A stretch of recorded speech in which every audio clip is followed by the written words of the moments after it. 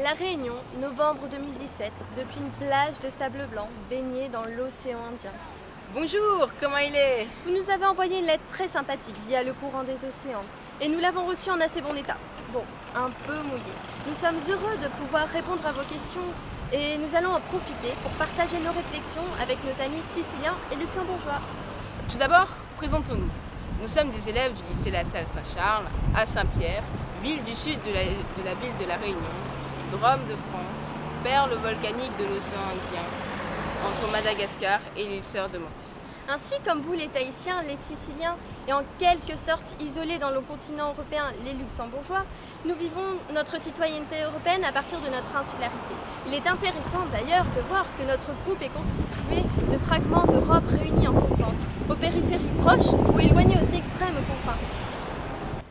Nous aussi, nous avons donc parfois du mal à nous sentir européens, mais en y réfléchissant bien, avec les mêmes droits, les mêmes devoirs, nous faisons bien partie de cette communauté qu'est l'Europe. Pour tout vous dire, nous nous posons à peu près les mêmes questions que vous. Comme vous, nous sommes très éloignés du continent, mais nous avons tout de même la même monnaie, le même hymne ou une liberté de déplacement sur le continent. Nous nous sentons européens par ailleurs grâce aux langues que nous apprenons à l'école. L'anglais, l'espagnol, l'allemand, le latin, mais aussi le chinois. Nous nous demandons aussi si cette sensation qui est de se sentir européen est différente d'ici, européen de l'océan Indien, que lorsque nous nous trouvons dans le continent, européen d'Europe comme vous dites, nous nous demandons souvent comment certains continents, dont l'Europe, peuvent avoir des terres aussi éloignées. Mais ensemble, grâce à nos différentes cultures et expériences, nous réussirons à répondre à nos questions. Des points communs? Bien sûr, nous sommes une île, éloignée du continent, mais bien intégrée dans l'Union européenne.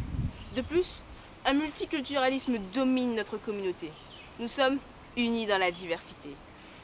Le peuplement de la Réunion s'en est fait constituer d'apports démographiques venant de Madagascar, d'Europe, d'Afrique, d'Inde, de Chine, pour former une population métissée, riche de ses apports culturels et religieux. Ce qui se ressent, se goûte, s'écoute dans notre littérature, notre gastronomie, nos musiques, mais aussi notre langue créole, ajoutez à cela l'incroyable diversité de nos paysages. Cirques, volcans, lagons, forêts primitives, cascades, et vous imaginerez un magnifique kaléidoscope aux mille facettes. Nous sommes ravis de travailler avec vous. Nous allons pouvoir ainsi, par nos échanges, enrichir notre diversité ou encore mieux appréhender la richesse et la variété dans l'unité européenne. D'ailleurs, connaissez-vous quelques notions ou encore quelques mots de notre créole? Nous ne connaissons pas de mots tahitiens, du moins pas encore. Ah si, excusez-moi. Yorana. Le sicilien se diffère-t-il du tahitien? Le luxembourgeois, et qu'en est-il du luxembourgeois?